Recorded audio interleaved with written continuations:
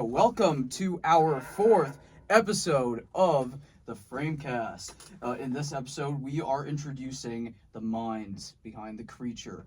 Mir Brustenga and Charles Baldinger. Charles Baldinger, the amazing team. Off the bat, I want to ask you guys, how are y'all feeling tonight? Cloudy? I don't know. How are we feeling? Good. We're doing all right. We're doing all right this evening. Yeah. Yeah, that's good to hear. How was the walk over here from the studio? I mean, man, this wind is at least calming down a little bit. What do you guys think? Yeah. I mean, it's been pretty windy recently. But it's getting warmer though. I think it was quite hot on Wednesday. Yeah. It was like t-shirt weather on Wednesday. Kinda I was bad. wandering around in a t-shirt even today though. But yeah, the wind. It's just typical Boston, I guess. So. Yeah, off the bat, I'm curious, how did you guys meet? Let's hear this cute meetup story. Oh, it's so adorable. I think it's also adorable. So we're both international students. I'm from Zurich, Switzerland. He's from Barcelona, Spain. And we really met in, the international orientations, which were really just like, info sessions on like how your visas work and how to do whatever Americans do. And it was really funny. So we were sitting in a classroom in Little Building, facing the building across the street. And I was watching Frozen or some movie on a TV from the window. And I mentioned it at the beginning of the lecture for some reason. And then at the end, he was like, hey, so are you sure it was Frozen? Or what did you say again? I don't know, just a comment about Frozen, like the movie. Yeah, it was just Funny that. thing. And, we kind of just felt like-minded enough to just keep being friends. So here we are. And now we're doing this. Yeah, so, before this, you guys had told me that y'all were freshmen, and I'm curious, have you guys been involved in any freshman productions, or did you guys decide, all right, we're just going to make one right now?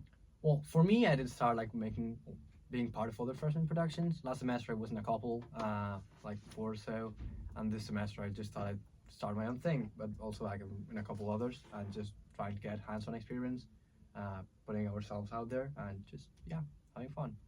Yeah, that's amazing to hear. So I'm curious about the concept of the creature. All right, so without spoiling it for our audiences, tell us in one sentence what this movie is about. One sentence. I guess the wrong perceptions we have of people. Ooh, that is intriguing. All right. Yeah, and I'm curious, what exactly inspired you guys to pick a creature feature? I mean, were you guys inspired by any particular directors, any stories that came to mind? I mean, not the best thing to say, but this story was inspired by an experience of a close friend back in Spain who was just telling me how he went to this other friend's house and things got a bit weird. And I just thought what he told me was truly a short film experience, so I just thought I should make a story about that. Yeah, and I'm curious, I know I'm just really intrigued by, the idea of a creature feature because, it's something very ambitious and not a lot of students at Emerson are doing. What I've noticed that a lot of film students, especially early on, they tend to focus on very realistic stories. What was the decision to dive into something that was a little bit more surreal? Was it scary? Was it comfortable? What was it like for you? I mean, I feel like part of it being kind of surreal still has like a grounding on reality, and although we have sort of a creature like this otherworldly being, he's still like based off a real guy, and it's just like the perception our main character has of him. And although it might seem complicated to create, we did find an actor who is willing to embody this character, and we'll try to not use too many effects and anything, and just try to showcase him through the dark parts of like the house, and just with close-ups of his body, so you never like get to actually see a full-on creature, or if you do, it's gonna like be pretty dark. Either way, yeah, it's really challenging. Yeah, that's interesting. Actually, it reminds me of that. What was a movie with Sandra Bullock, and they can't see the creature fully, but the creatures are kind of invisible. What was it? I think it was. It's Bird Box. Bird Box. Bird Yeah, Box. kind of kind of like that. Yeah. But I'm imagining something that has like almost like a 1940s vibe to it, especially like from your Instagram. That's what I was kind of getting. Was that intentional, or was that like? In some way, maybe yes. Since well, first of all, the house ideally would be kind of an old vibe, and same kind of for the cinematography style, I guess. We do like a lot the old movies and the looks of it, especially like German expressionism and those contrasty shadows. So that's part of like the inspiration. So it's good to see that. Yeah, I know. Like especially like when you brought up German expressionism, I was thinking about like, have you guys seen the newest Nosferatu? Oh We yeah. did, By any together. chance? Well, Yeah. What are your thoughts on that? I have to ask. well, I saw it in Dolby, and they cranked the volume way up for some reason, Yeah. and it was really loud, very loud. But it's a little more vintage than I think what we're going for. But the feel is kind of similar, and I feel like the color palette's kind of similar. What do you think?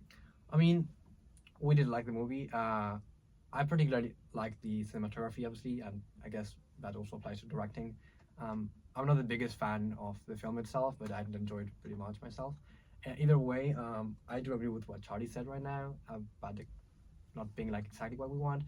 Either way, I really liked how they showcased Count Dracula, or well, I don't know what they would, well, just Nosferatu, whatever. Orlok. I Yeah, think they call him Orlok. Yeah, Orlok that's it. Yeah, you're before. right. So Count Orlok, when he's shown, well, not when he's shown actually, like the fireplace scene.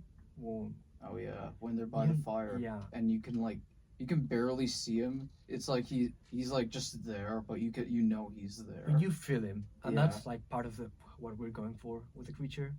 So actually, yeah, good pick as a movie to relate to.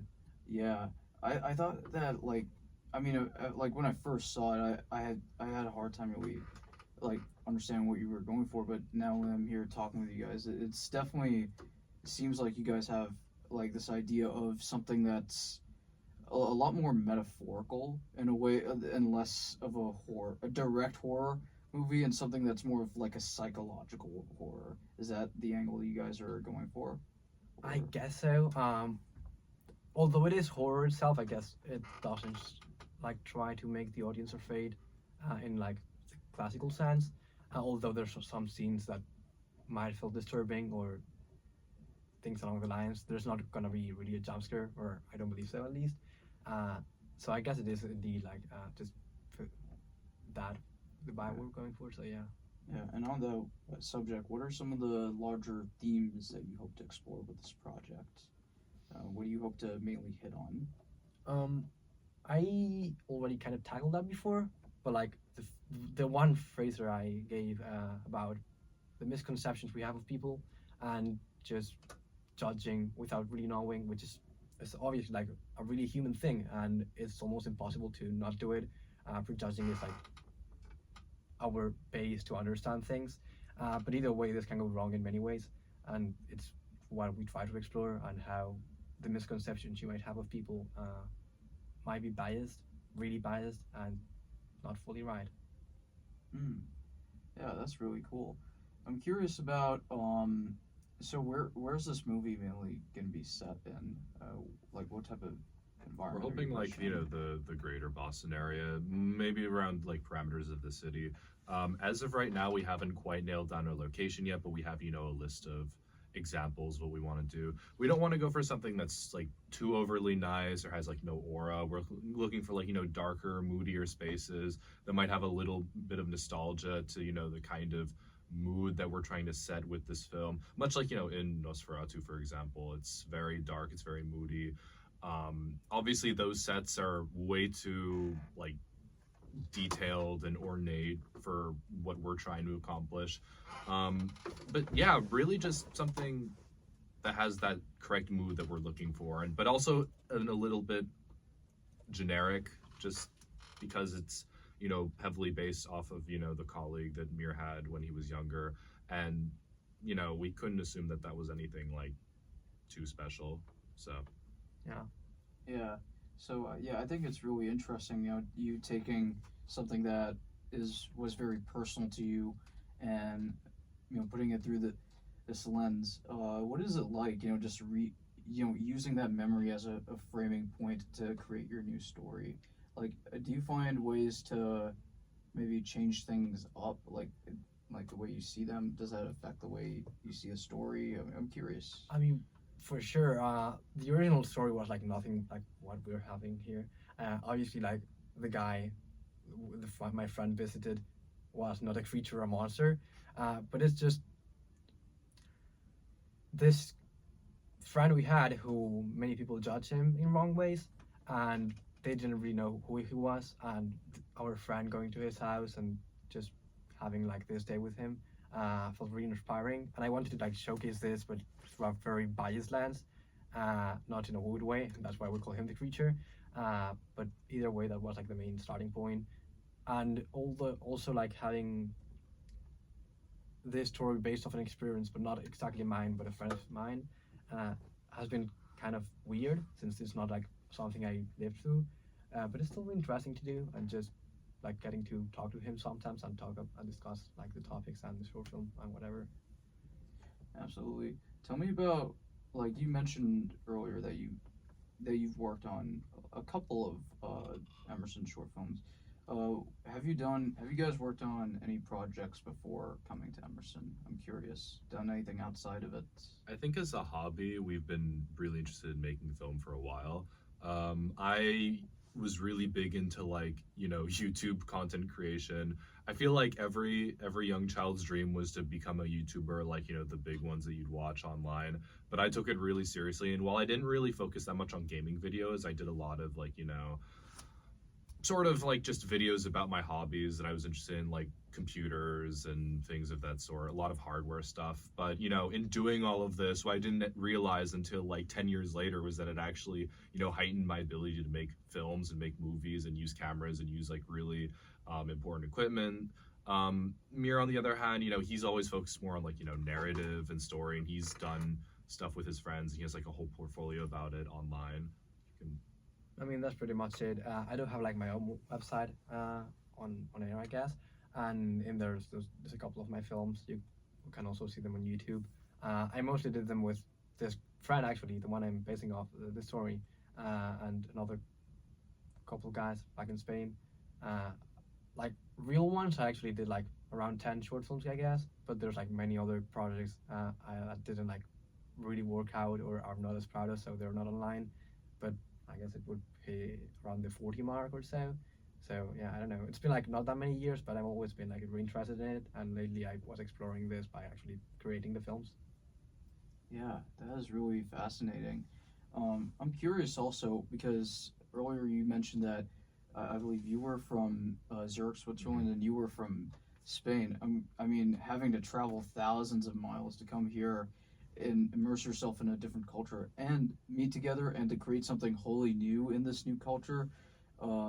Yeah, that must have been something. Yeah, wasn't it? it's Yeah. coming to the United States was a little bit of a cultural shock. I mean, I've lived here before, but not for more than like 3 or 4 years at a time. Honestly, dude, you could have fooled me. Your accent's flawless. Yeah, you get that. When you go to like international school, everyone sort of sounds exactly the same. A lot of people, Americans especially, tell me I have like these very round vowels. Like the vowels that I speak are a lot rounder or something like that. Rounder. You can definitely tell he, went to Spanish school. I mean, he speaks it fluently. And, English is like one of his other languages that he knows. But yeah, there's just a lot of differences with the United States. Like, things work differently. There are a lot of different social cues. There's things people say a lot. There's things you can't really say. Roads are wider and it's hard to get around sometimes, but it's all right. I think Boston's a great place to be, I guess, in contrast to other places you could be in the United States. And yeah, we're pretty happy to be here, I would say. Yeah, that's crazy. That's crazy good. I'm curious too about the film landscape in Spain and in Switzerland. How is it different from the United States? Like from what you guys saw growing up in your home countries versus here? I feel like Spain has a really good film industry, so I don't know if I'll be staying in the US or maybe going back there. but I did see like lots of good films. Although we don't have as many film academies, let's say, we still have like two big ones. One's actually Barcelona, like really close to my house. It's called SCAG, and the other one's the ECAMA in Madrid, like in the capital of Spain. And both are really good. There's like other options, but those are the main two like known ones. And there's like a couple of good directors that came out of that. Well, recently, the Society of the Snow came out, like a Spanish movie, and it was really well. Oh yeah, I saw that on Yeah. Netflix, dude. It was brutal. Yeah.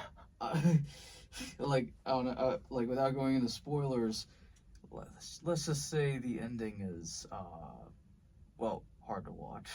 But yeah, I mean, and the stuff they do in it is pretty hard to watch. But yeah, it's crazy good. I mean, because I just think that in America we consider ourselves like the center of film culture, but I feel like only now in recent years has there been more of a shift towards exploring more foreign films, and I feel like that really started with Parasite. Oh yeah, What do you guys for think? sure. Parasite, that's a really good one. We actually saw it in, I call it fake IMAX because it's not actually film. We saw it in digital IMAX at a little bit up north, and it still holds up really well. We both saw it pretty early on, and every time we watched it we just noticed new things.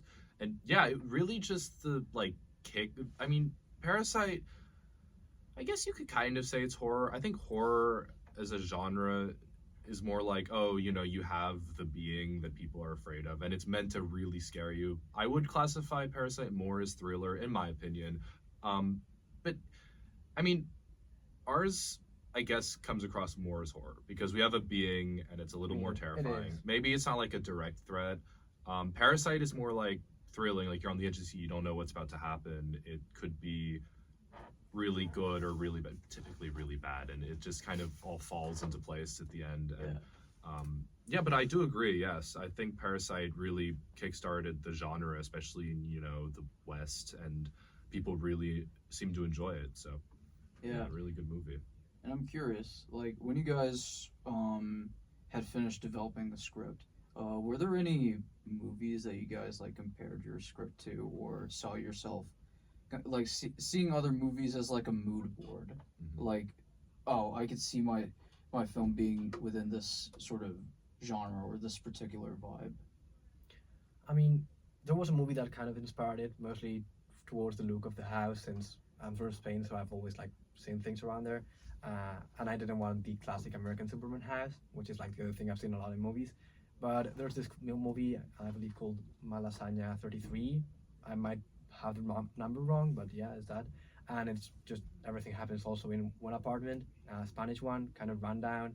And ideally, that's the vibe we'd go for. As for the lookbook, there's like not a singular movie that really inspired us, but yeah, I don't know. If you guys could name like 4 or 5 or whatever. I mean, I didn't think about it, but now that we mentioned Nosferatu, like how they tackled Count Orlok would like pretty much be how we wanted to treat the creature, although he's actually a bad guy. But the original Nosferatu and Dracula movies are inspiration in some way, mostly because of like the big weird creature, and obviously on the same line, Frankenstein, kind of like the same topic we're tackling, just this guy who seems bad but really isn't, and it's just like how people perceive him. It's essentially like the same concept, just like a new way of seeing it. So yeah. Yeah, that's really cool. Yeah, and I'm curious about what was the process of like getting this crew together? Because I saw that you guys are starting to get somewhat of a cast and somewhat of a crew together. What was that selection process like? How did you know the actors you wanted for your main leads? We didn't really quite know that many people off the top of our heads. The problem with being a freshman is that you still have to build your repertoire and figure out a bunch of contacts and cast members that you could actually assemble. So we did put out some crew calls, we put out some forms, and we put posters all over the school, and we were able to assemble a pretty good team of people that we're pretty pleased with right now. I think for the future, if we were to continue making films at Emerson, which I hope we do, as we begin to, you know, expand our crew base and, you know, the people that we know, it's we'd probably not have to do as much. I mean, I know a lot of, you know, senior films, they don't really have to do crew calls that much because they already have such a vast network of people that they could just call upon. But for us, you know, it was all right. We put a lot of effort into, you know, the interviews and the hirings of people, and we met some pretty good people through it. So Yeah, that as a transfer, I gotta say that I agree. Sometimes like yeah, a lot of art schools, they can feel very close knit, like cliquey almost. yeah, for Yeah, sure. it feels like the only way to like get something off the ground is if you make like if you follow like 50 people on Instagram, yeah. or if you or if you know or if you happen to be friends already before Yeah. coming in. Yeah, that's true. But what's nice about making movies is that you actually have the opportunity to bring all these people together. Like we have people who write, we have people who act, we have people who just do tech. And typically, you know, in the cliquey nature, especially at a school like this, you have a lot of people who really are close knit and only within their interests or their disciplines. But the beautiful thing about movies is that you can bring all of these people together. And that does come with some initial challenges, especially with, you know, communicating and actually getting to know these people because, you know, socially they may be very different to you. But you know, it's a really cool opportunity that we're all thankful. I guess we're all thankful to have to, you know, get to know these people, because sometimes it can be really difficult, especially if you don't take classes with them or if you don't happen to share the same interests. These might be people you would never end up meeting otherwise. So Yeah, and I'm curious about what you guys would say, like if we have any up and coming filmmakers who are listening and are feeling a little bit inspired. What would you say to like filmmakers who want to get something started but are nervous? What would you say if you could say anything motivational? I don't even know if this would be motivational, but I've done a couple of interviews myself to other people and been the filmmaker who needs like motivation. And the only thing I can really say, and the most useful advice, is be always writing if you want to become a director or a writer, and just get on shoots as many as you can. If it's in your school, do it. If it's with your friends, do it. Just start making things. You'll get better. You'll learn. You'll meet people, and you'll put yourself out there. yeah, Is the only literally way to do just it. do it. Like phrase of the day.